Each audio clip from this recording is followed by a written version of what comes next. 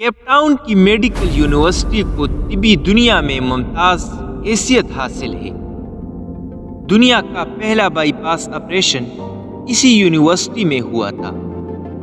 اس university نے چند سال پہلے ایک ایسے سیاہ فام شخص کو ماسٹر آف میڈیسن کی اعزازی ڈگری سے نوازا جس نے زندگی میں کبھی اسکول کا منہ نہیں دیکھا تھا، جو انگریزی کا ایک لفظ بھی نہ پڑھ سکتا تھا اور نہ ہی لکھ سکتا تھا، لیکن 2003 کی ایک صبح دنیا کے مشہور سرجن پروفیسر ڈیوڈ ڈینٹ نے یونیورسٹی کے ایڈیٹوریم میں اعلان کیا، ہم آج ایک ایسے شخص کو میڈیسن کی اعزازی ڈگری دے رہے ہیں جس نے دنیا میں سب سے زیادہ سرجن پیدا کیے، جو ایک غیر معمولی استاد اور ایک حیران کن سرجن ہے، اور جس نے میڈیکل سائنس اور انسانی دماغ کو حیران کر دیا۔ اس اعلان کے ساتھ ہی پروفیسر نے ہیملٹن کا نام لیا اور پورے ایڈیٹوریم نے کھڑے ہو کر اس کا استقبال کیا۔ یہ اس یونیورسٹی کی تاریخ کا سب سے بڑا استقبال تھا۔ ہیملٹن کیپ ٹاؤن کے ایک دور دراز گاؤں سیناٹانی میں پیدا ہوا۔ اس کے والدین چرواہے تھے۔ وہ بکری کی کال پہنتا تھا اور پہاڑوں پر سارا دن ننگے پاؤں پھرتا تھا۔ بچپن میں اس کا والد بیمار ہو گیا، لہٰذا وہ بھیڑ بکریاں چھوڑ کر کیپ ٹاؤن آ گیا۔ ان دنوں کیپ ٹاؤن یونیورسٹی میں تعمیرات جاری تھی۔ وہ یونیورسٹی میں مزدور بھرتی ہو گیا۔ اسے دن بھر کی محنت مشقت کے بعد جتنے پیسے ملتے تھے وہ یہ پیسے گھر بھجوا دیتا تھا اور خود چنے چبا کر کھلے گراؤنڈ میں سو جاتا تھا۔ وہ برسوں مزدور کی حیثیت سے کام کرتا رہا۔ تعمیرات کا سلسلہ ختم ہوا تو یونیورسٹی میں مالی بھرتی ہو گیا۔ اسے ٹینس کورٹ کی گھاس کاٹنے کا کام ملا۔ وہ روز ٹینس کورٹ پہنچتا اور گھاس کاٹنا شروع کر دیتا۔ وہ 3 برس تک یہ کام کرتا رہا۔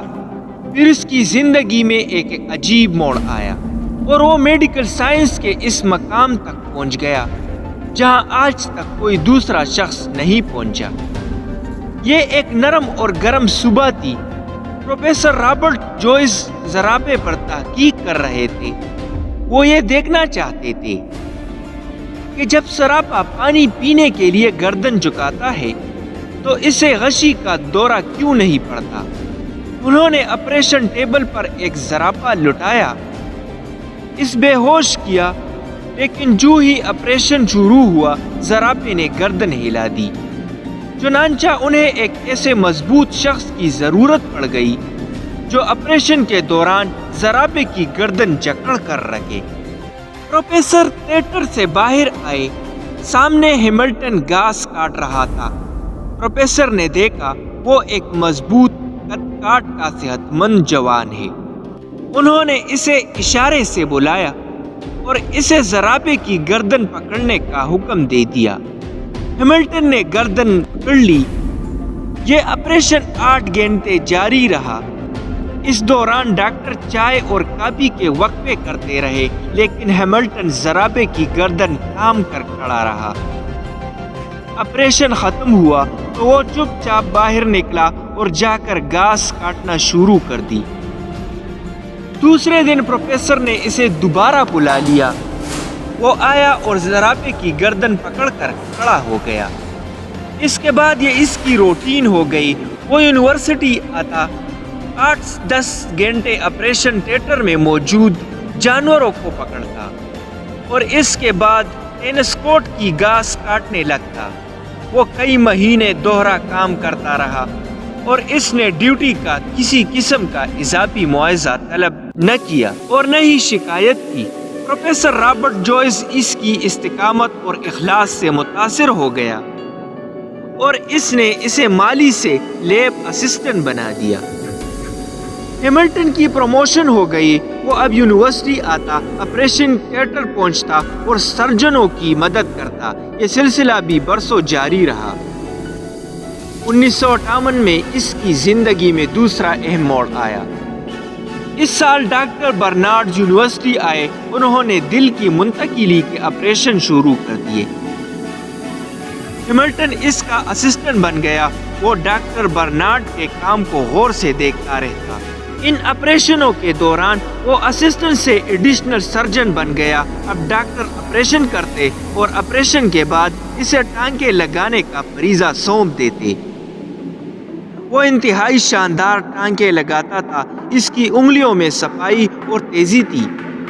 اس نے ایک دن میں 50 لوگوں کے ٹانکے لگائے۔ وہ آپریشن تھیٹر میں کام کرتے ہوئے سرجنوں سے زیادہ انسانی جسم کو سمجھنے لگا، چنانچہ بڑے ڈاکٹروں نے اسے جونیئر ڈاکٹروں کو سکھانے کی ذمہ داری سونپ دی۔ وہ اب جونیئر ڈاکٹروں کو آپریشن کی ٹیکنیک سکھانے لگا۔ وہ آہستہ آہستہ یونیورسٹی کے اہم ترین شخصیت بن گیا۔ وہ میڈیکل سائنس کی اصطلاحات سے ناواقف تھا۔ وہ دنیا کے بڑے سے بڑے سرجن سے بہتر سرجن تھا۔ 1970 میں اس کی زندگی میں تیسرا موڑ آیا۔ اس سال جگر پر تحقیق شروع ہوئی تو اس نے آپریشن کے دوران جگر کی ایک ایسی شریان کی نشاندہی کر دی جس کی وجہ سے جگر کی منتقلی آسان ہو گئی۔ اس کی اس نشاندہی نے میڈیکل سائنس کے بڑے دماغوں کو حیران کر دیا۔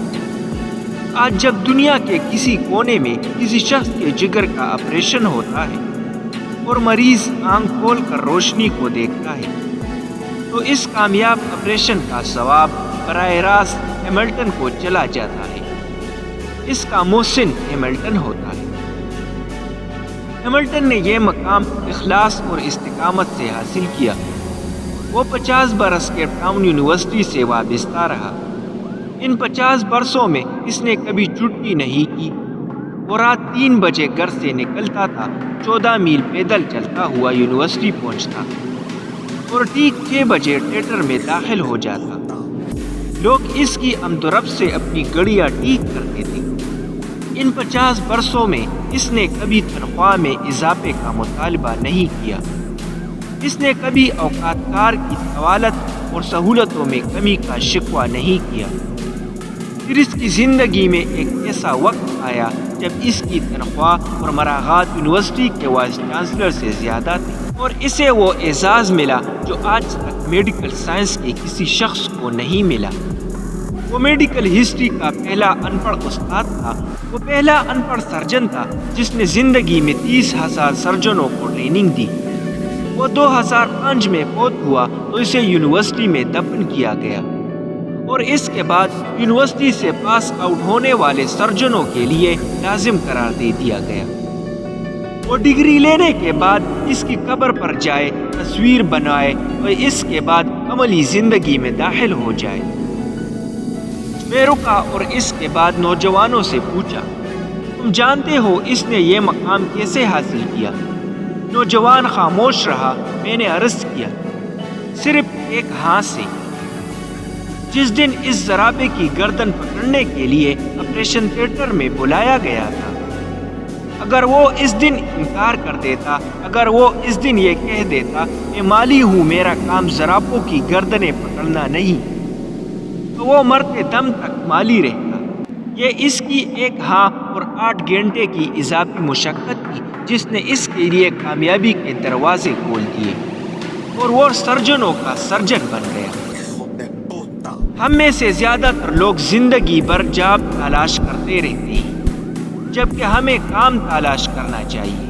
دنیا کی ہر جاب کا کوئی نہ کوئی کرائیٹیریا ہوتا ہے اور یہ جاب صرف اس شخص کو ملتی ہے جو اس کرائیٹیریا پر پورا اترتا ہے، جبکہ کام کا کوئی کرائیٹیریا نہیں ہوتا۔ میں اگر آج چاہوں تو میں چند منٹوں میں دنیا کا کوئی بھی کام شروع کر سکتا ہوں اور دنیا کی کوئی طاقت مجھے اس کام سے باز نہیں رکھ سکے گی۔